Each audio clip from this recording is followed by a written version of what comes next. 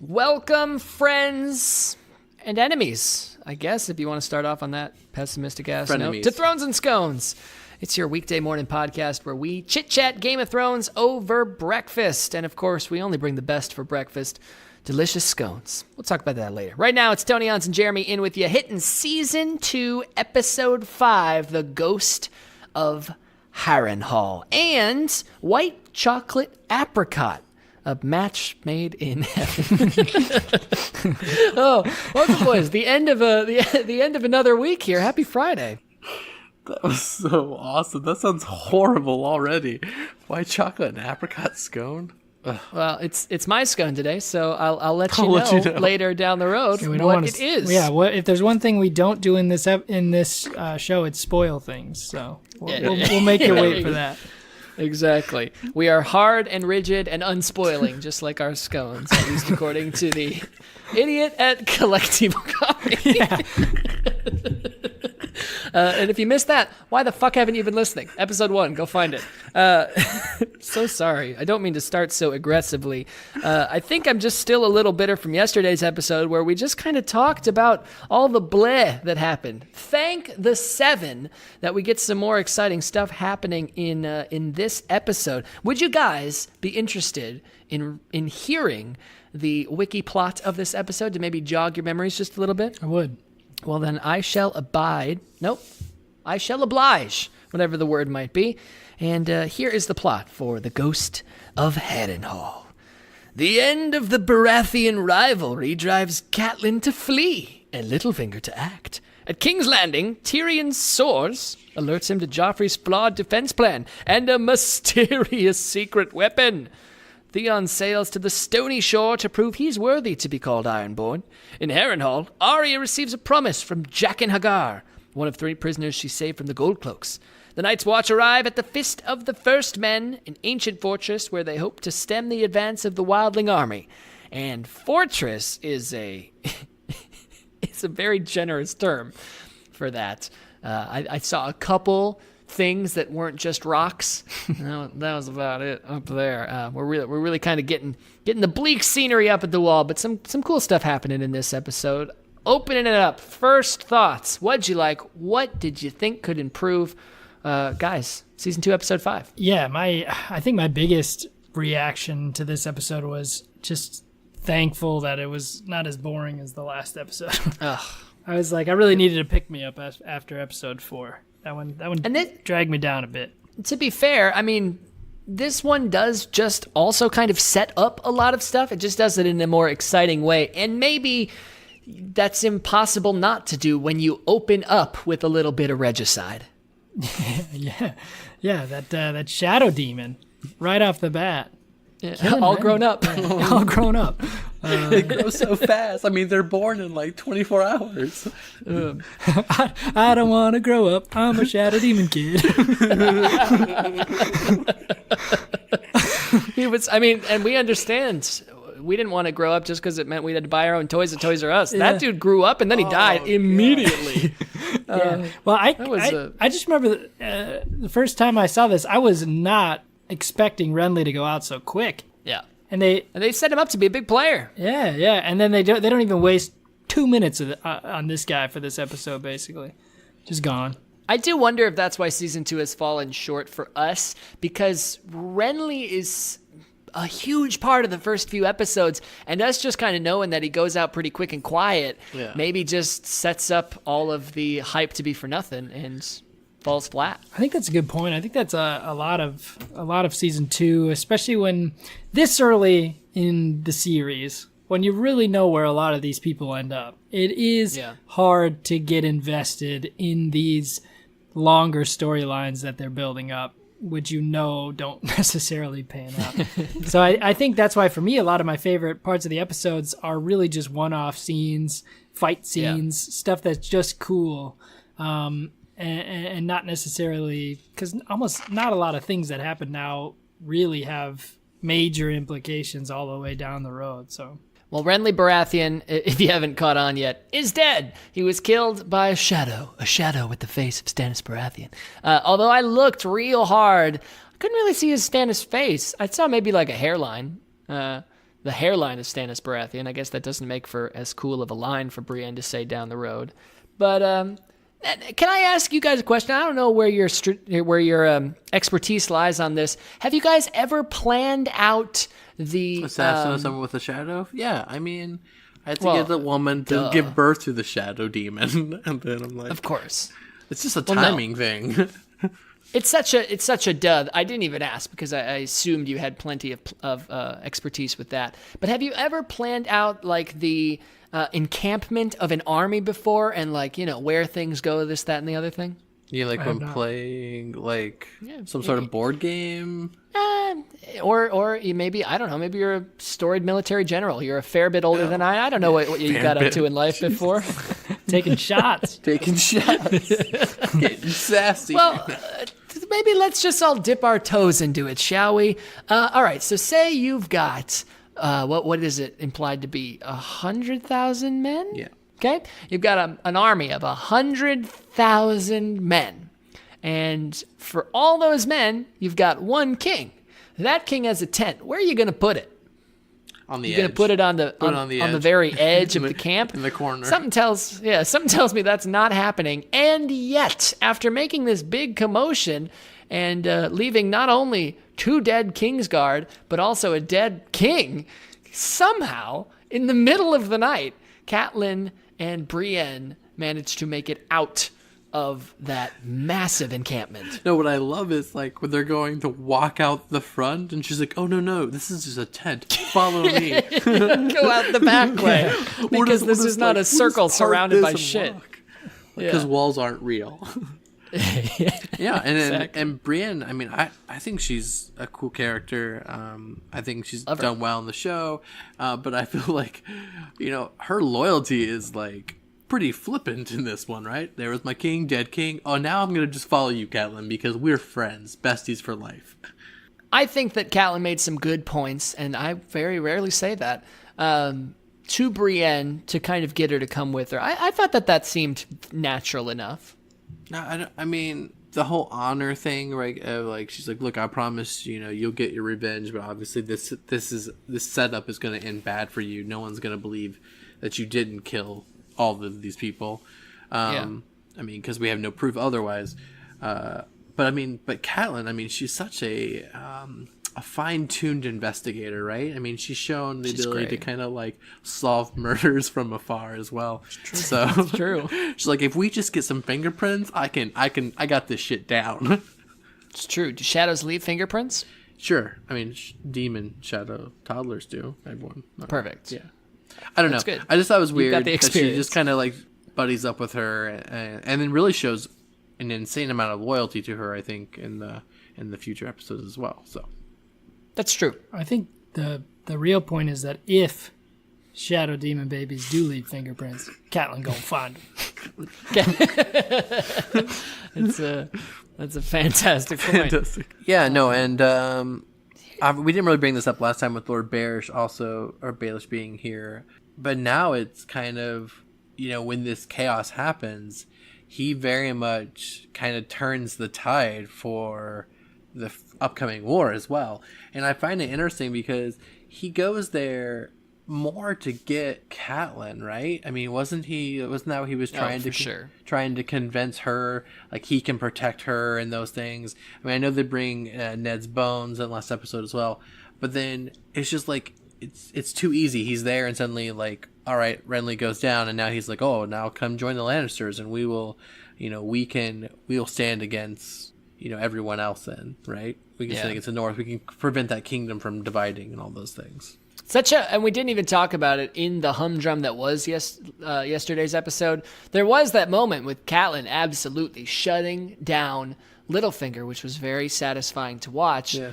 I guess I don't really think about it, but every point he makes, like, it's just so you watch it and you're like, did you think that she wouldn't find out that you like betrayed?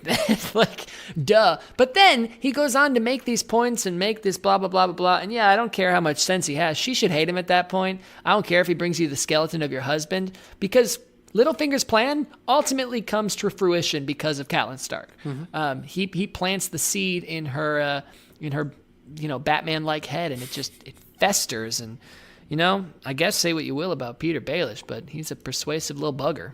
Yeah. Just totally side note, how tall is the actress that plays Brienne? It's a great question, Hans. Let me please get on Google.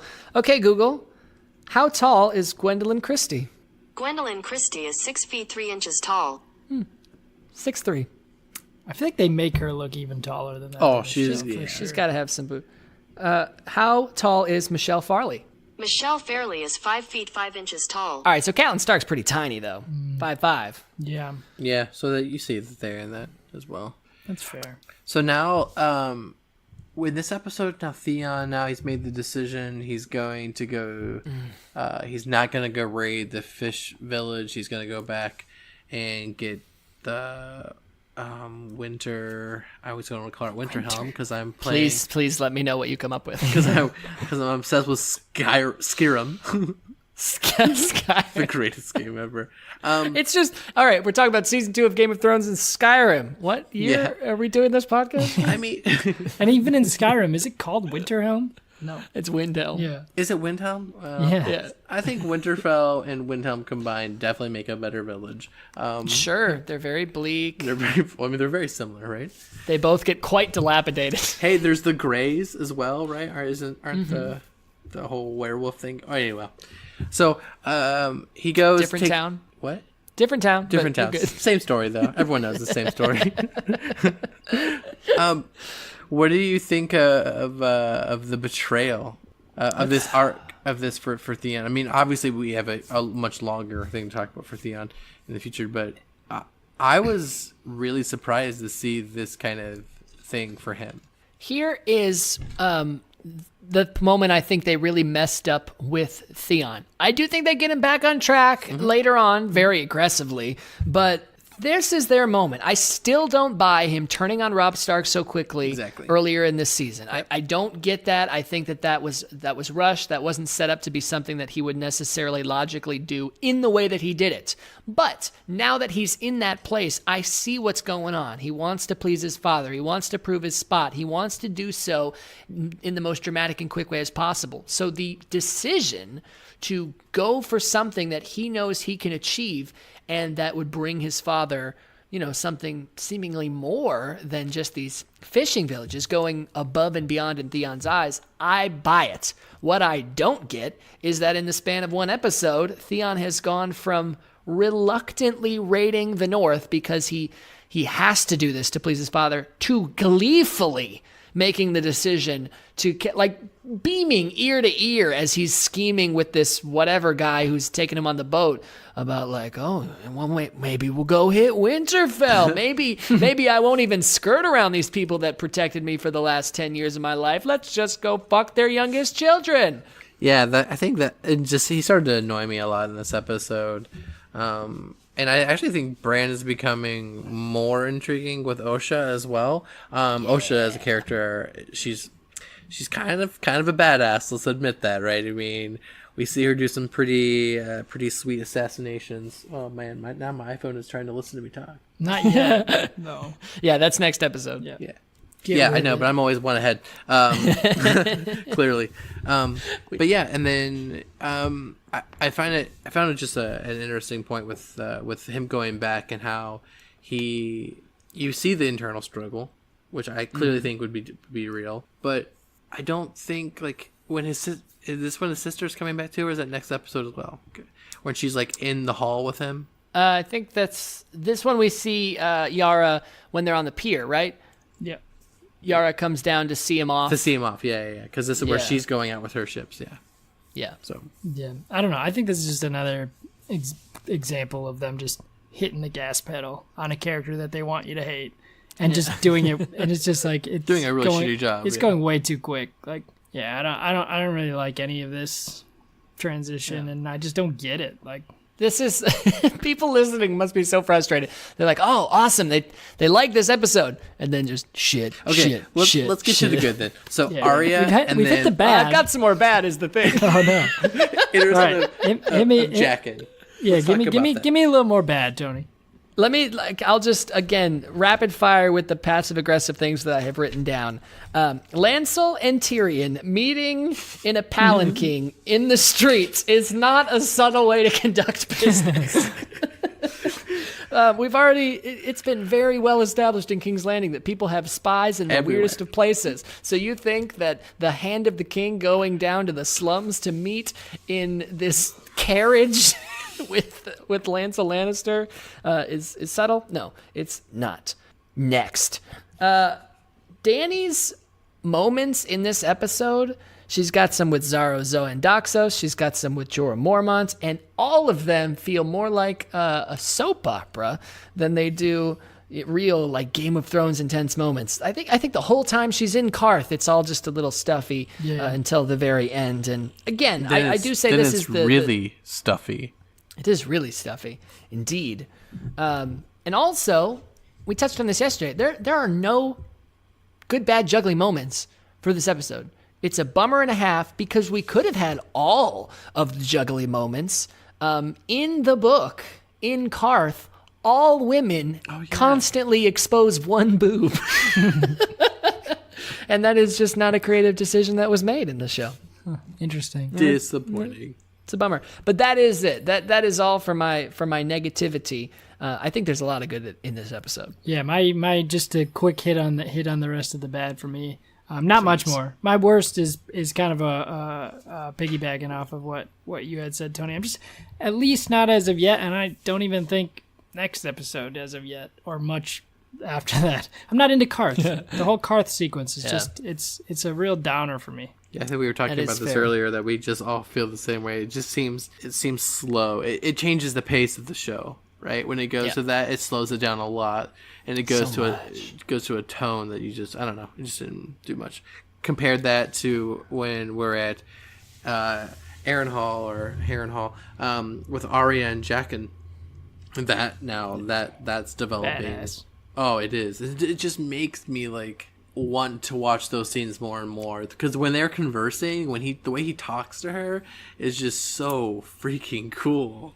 I would agree to anything that Jack and I said to me. If you tell the man will answer. And I'm like, you are the man. Dude's badass. Yeah, I have that listed as my best. It's just pretty much any scene with Jack and Hagar in it. Pretty sweet. Same. And this is where Arya's got she's very different than she becomes. And yes, this is kind of the start of a lot of things for her. Mm-hmm. But this is an arc that she's not in for very long, and I really like it. Yeah, actually, the time she's there is now she's kind of like the maid helping Tywin. And that kind of conversation where, I mean, you appreciate how smart Tywin is, and they're playing a chess match in this room where she's serving, right? He's like, oh, well, how do you know to talk to me, and how do you know to read, and where are you really from? I mean, you know these houses, they're lords, and she's always just like trying to make her the lies work, right? Trying to make them all connect, and then of course like it's that tension in that room, because you know she's also getting information about the war. I think that's just really cool. We get, in the next couple seasons, we really build up these relationships that break down the black and white that this show has set up. Mm-hmm. And I think there's three main ones, Jon and Ygritte, really kind of to separate, that not everything is as it seems on each side of the wall. Jaime and Brienne. There's some good truths spilled in that. And then here's where the first kind of round of those come with Arya and Tywin. And I want to talk about it more tomorrow, because I think I want to save some stuff there. But so far I'm loving all that stuff in Harrenhal. Yeah, it's really good. How well is Tywin acted? That actor just killing it. Yeah. I can't remember his name. It's very good. Charles Dance. Yeah. Guy just nails it. It's very good. Also in this episode, we have Dragonfire and Wildfire. Poor man's Dragonfire. Poor man's Dragonfire. Well, I love how like Tyrion is like, oh, we shouldn't be doing this. This is how it's going to burn down our city, and you shouldn't be making this. And then he's like, oh, no, but just make it for me. We're still going to leave all of this completely disastrous chemicals in the city to burn it down. But we're going to... Yeah, I guess that doesn't pay off until later, but you find out that his idea is not to throw it, it's to rather to put it on a boat and send it away from the city. But yeah, still kind of weird. At the moment, it just seems like, okay, so you want to be responsible for burning the city down? Like, I guess. Yeah, there we go. Anyone else? Anything big about this episode? I got a little small question for you, just because I'm realizing that season 2 is just a blur for me. Apparently, who's the masked chick in Karth?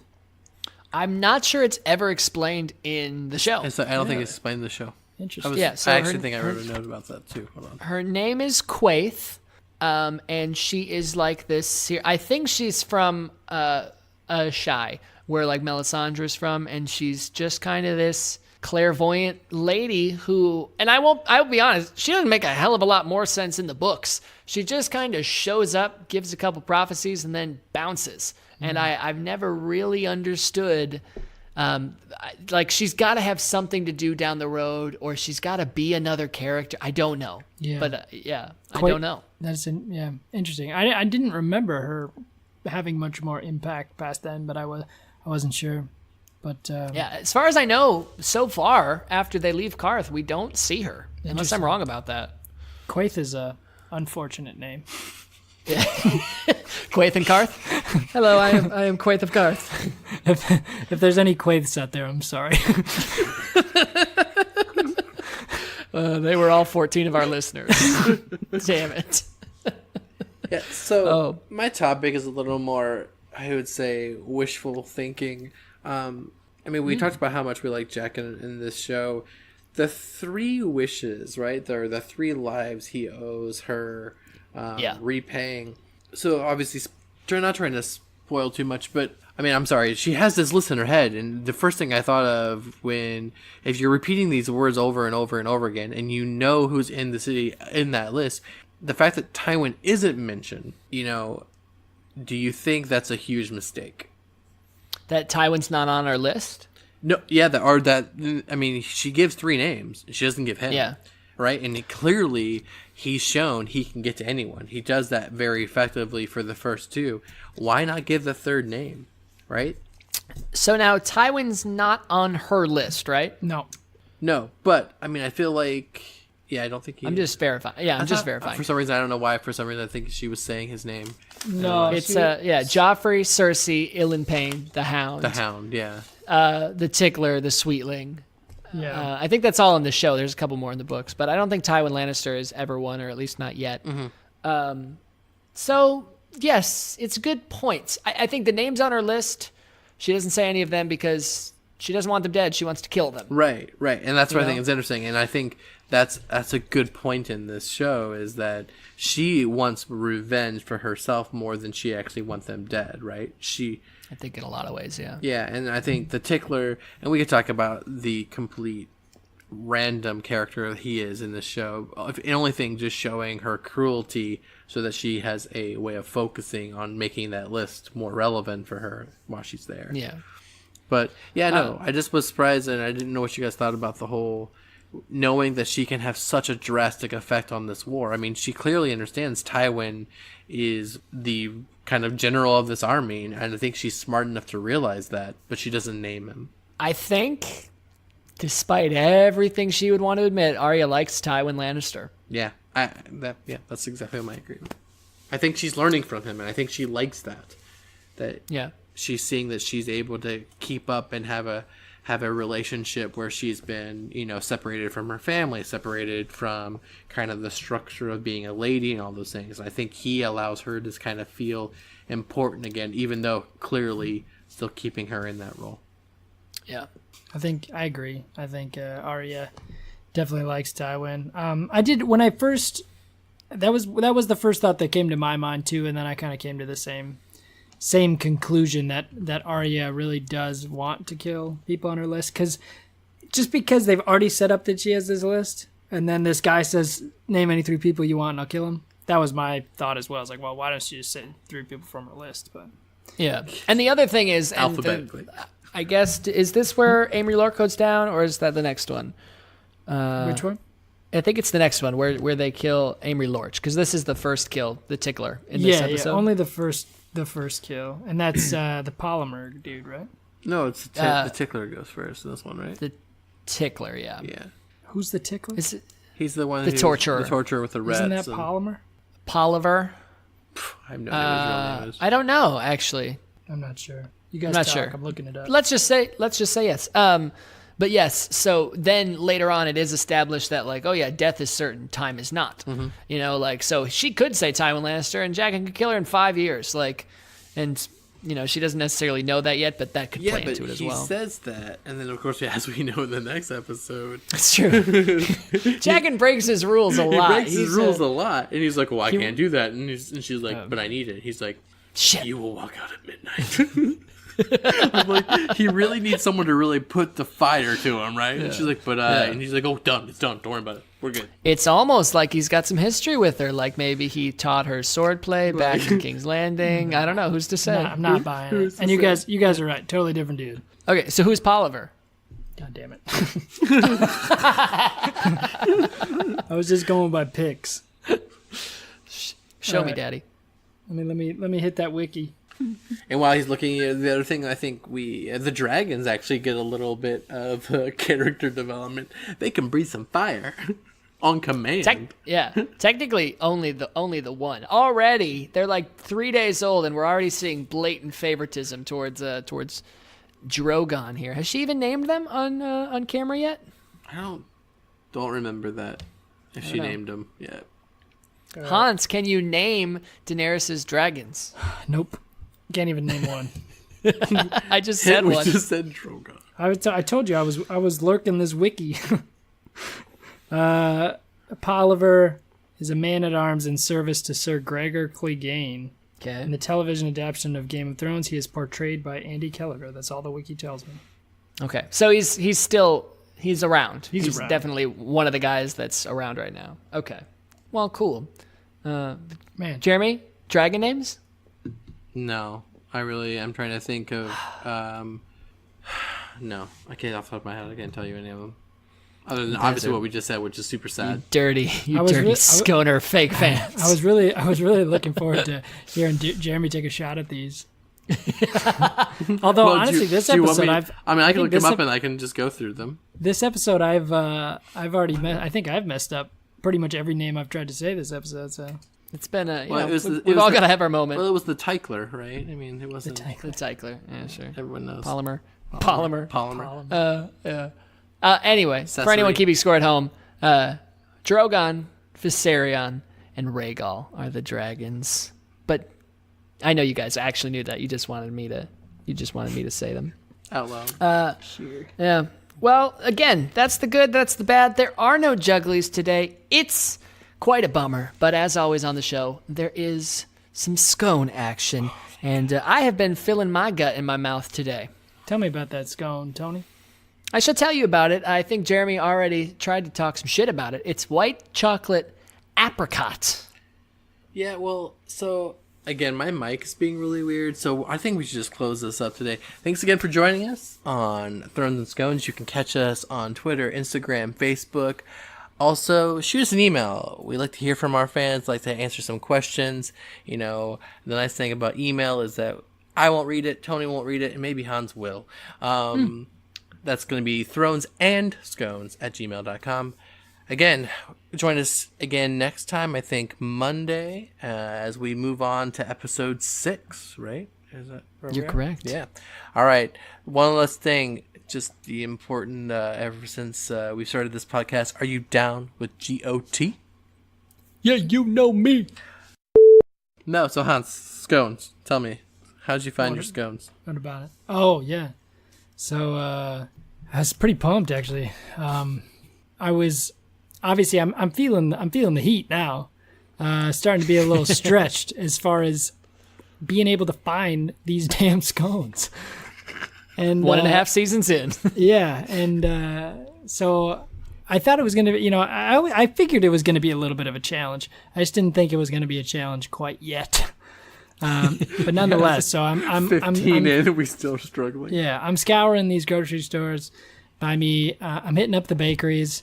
Well, there's one bakery I haven't gone back to. It didn't have any scones, so no reason to ever go to that bakery again. Yeah. But nonetheless, like I said, I'm looking around, can't find anything. pretty much just repeats of what I've already got. So then I checked this little smaller local grocery store that is kind of a natural foods grocery store. Look there, no scones, can't find anything. I'm walking out to see this little corner, little glass cabinet, thinking maybe just double check, because I already walked by it once, didn't have my eyes on apparently. Go back there, 2 gorgeous looking scones just peering at me through that glass. And so then obviously I immediately buy both of them. Of course. I got to stock up. Per Collectivo employee, scones last forever. So not concerned with that. So I buy them. And then as I'm like checking out, I'm paying for them, I'm about to leave. I just have this horrible one-liner where I asked the chick behind the counter, I said, "You guys make scones often?" Didn't quite come out quite as cool as I thought it would. I mean, I don't see why. It's the smoothest line I've ever heard. Yeah, I thought I nailed it. I had the elbow. I had the anti-dropper line. I had the elbow up on the countertop. Nothing. But anyway, but anyway, I find out this local grocery store makes new scones every single day. 2 new scones every day. So I'm set, guys. It's now turned into a podcast where Hans just eats the scones and we just kind of look on. I'm gonna have more scones than I know what to do with. I don't even need that many scones. I might just have to move up to you. That's the real. I know we've been talking about like getting together so that we can hang out and make more projects and stuff, but no, I'm gonna move up to Milwaukee just so that I can have more scones, because I have like 3 major grocery stores in my area. I've cleaned the one out already. There are none at Walmart, which is a big bummer. I figured there would be some cheap, terrible scones at Walmart. There aren't. And then I went to the other one today to do some grocery shopping. No scones there either. Oh, that's rough. So I am running out of places even more swiftly than I thought I would. Yikes. Some cooking is most certainly, or some baking rather, is most certainly going to be in the future. Farmers markets are going to be a big thing too, I would think. But clearly winter is a dampening on that. Yeah, I'll send you some scones in the mail from this place, Tony. USPS non-priority. Thanks, man. I'm just gonna get a beat up package on my doorstep, crumbs and broken corners, and hey, you know what? It couldn't be any drier than it already is. Well, not to just hog this mic, but the story doesn't end there. So then in my just sheer excitement, I was speechless, obviously. Of course. To hear those words that they make new scones every single day. The search is over, my friends. So then I of course, obviously, grab up my bags, run out the grocery store, get home, excitingly tell Jenna about how awesome this is. Look down at my scones, forgot what flavors I bought. Again. So wait, did you have to call them? I made Jenna do it.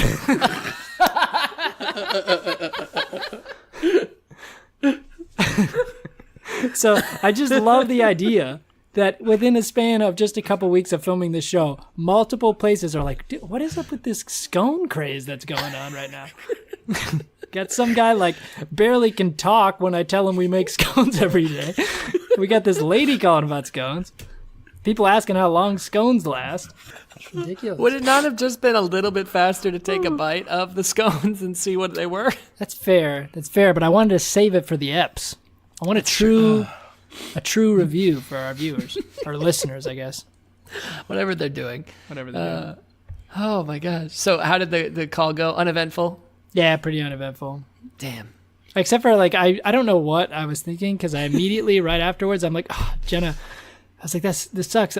One of us is going to have to go back. I'm like, if I go back, you know, if I go back, I'm risking, you know, my face going on the wall as a creep again. It's true. Probably. Because you're definitely hitting on her at that point. Yeah, exactly. yeah. Then it's bad. Hey, So I just then- bought 2 scones from you, but I don't remember what I bought. Could you tell me?